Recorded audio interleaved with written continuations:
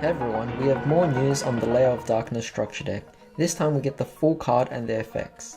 Let's go over those 5 cards. Starting big with the boss monster, Diablos, a level 8 dark monster with 3000 attack and 2000 defense. Make sure to remember these stats as it will come in quite later on. Instantly, I see that Diablos has 3 effects, which is amazing. The first and third effects can only be used once per turn with this card's name.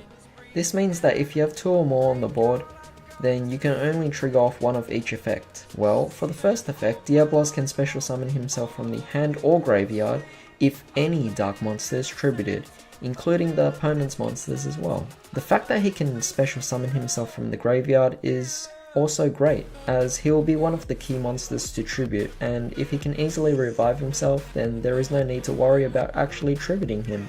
We'll actually come back to the second effect. The third effect essentially allows you to tribute a dark monster.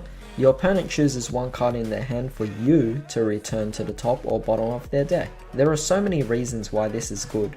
Firstly, card advantage is such a big deal in the game itself that returning anything is already going to be a detriment to the opponent. Secondly, you get to choose whether it goes to the top or bottom of the deck, so you can return dead cards to the top of the deck and broken combo makers back to the bottom. And lastly, the dark monster you tribute doesn't necessarily have to be your monster.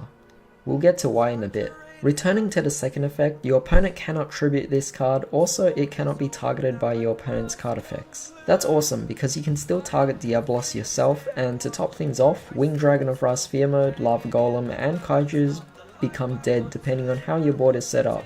I'm loving this boss monster so much. On to the next card, we have Lilith. Before this official card effect release, most people expected Lilith to be a level 6 or something, given it had an effect to search for traps. For this, Lilith is actually a level 3 Dark Fiend with 2000 attack and 0 defense. 2000 attack for a level 3 monster? Well, she has 2 effects. First effect reads, if this card was normal summon, this card's attack becomes 1000. That's fair then.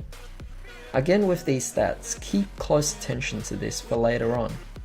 Her second effect is a quick effect. I like that. You contribute a dark monster, search 3 normal trap cards, opponent randomly picks one, and it gets set. The rest goes back to your deck. Awesome, so this is essentially Cosmo Tin Can, but better because you can return your traps. Sure, we have to tribute a dark monster, but who says it has to be your own? You'll get why soon enough. The third card is Arima, a level 4 Dark Fiend with 1700 attack and 0 defense, again with 2 effects. For the first effect, you can discard this card to add Lair of Darkness from your deck to your hand. Wow. We have more ways to search for our field spell other than terraforming. For the second effect, you can tribute 1 dark monster to draw 1 card. Nice. It's a fair deal if you tribute your own. It's a +1 if you use your opponent's.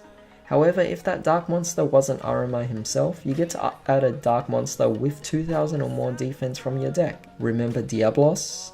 We basically get to add our main boss monster to our hand whenever we want, with Arima on the field of course. So far this deck has great consistency. Now for the spell and trap.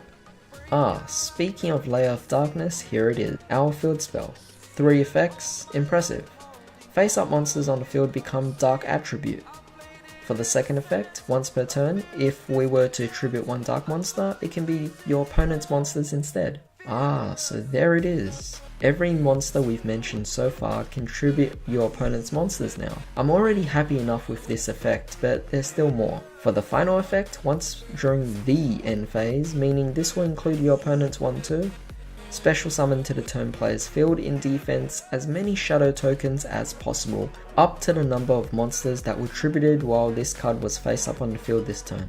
Well, I don't really see our opponent tributing anything. They can't tribute Diablos, so no worries there.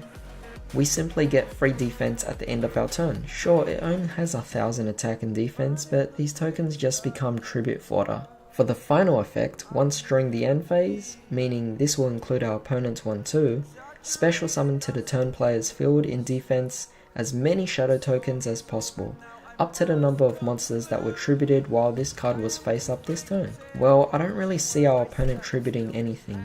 They can't tribute Diablos, so no worries there.